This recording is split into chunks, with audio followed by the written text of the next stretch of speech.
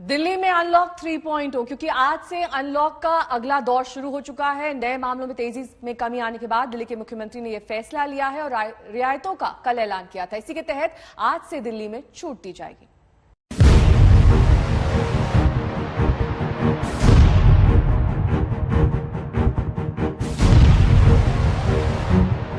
आज से दिल्ली के बाजारों में जाइए, मगर नियमों की धज्जियां न उड़ाइए। होटल में बैठकर खाना भी खाइए, मगर लापरवाही से बचिए बचाइए, क्योंकि दिल्ली में रियायत की तीसरी किश्त तो मिली है, मगर ये किश्त ये नहीं कहती कि कोरोना खत्म हो गया। तो राजधानी वालों, जान लो कि आज से दिल्ली में क्या क्या खुल गया।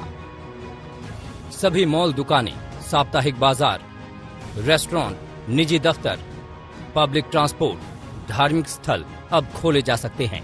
और क्या क्या अभी भी पहले की तरह बंद रहेगा, उसकी लिस्ट भी देख लीजिए। School, college, coaching centre, theatre, gym, spa और स्विमिंग पूल को अभी खोले जाने की इजाजत नहीं है।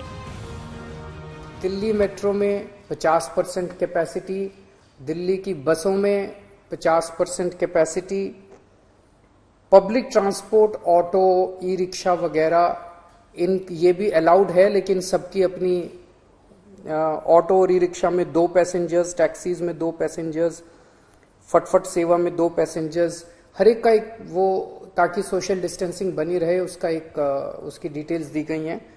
और रिलीजियस प्लेसेस खोले जा रहे हैं, पर विजिटर्स अभी फिलहाल अलाउड नहीं होंगे। बाजार, दुकानें अनलॉक के पिछले चरण में ही खोल दिए गए थे, लेकिन शर्तों के साथ। दुकानों के लिए ऑड इवन जैसी व्यवस्था बनाई गई थी, लेकिन अब इसे भी खत्म कर दिया गया है। यानी बाजार और मॉल में सारी दुकानें एक साथ खोली जा सकती हैं। दुकानें खोलने का वक्त सुबह 10 बजे से रात 8 बजे तक रखा गया है। साप्ताहिक बाजार भी खोले जा सकते हैं, लेकिन पहले की तुलना में सिर्फ 50% दुकानदार होंगे। रेस्टोरेंट भी खोलने की इजाजत दे दी गई है, लेकिन क्षमता के सिर्फ 50% ग्राहकों की इजाजत होगी। ऑटो टैक्सी में भी 2 सवारियों की इजाजत होगी। इसमें कोई शक नहीं कि कोरोना से पैदा हुए हालात बहुत भीषण हैं। महामारी और खौफ का ये दौर पहले कभी किसी ने नहीं देखा, लेकिन इस खौफ के बावजूद जिंदगी की चुनौतियां अपनी जगह हैं। लोगों की कमाई के साधन सिमटते जा रहे हैं, धंधे चौपट हैं, नौकरियां खत्म हो रही हैं, इसलिए बंधन खोलने भी जरूरी हैं। दिल्ली में अब कोरोना की स्थिति काफी नियंत्रण में आ चुकी है। कोरोना के केसेस काफी कम हो चुके हैं और इस वक्त पूरी दिल्ली की चिंता एक ही है कि किस तरह से अर्थव्यवस्था को पटरी पे लाया जाए एक तरफ, और दूसरी तरफ अगर तीसरी लहर आती है तो उसकी तैयारियां पूरे जोर शोर से चल रही है।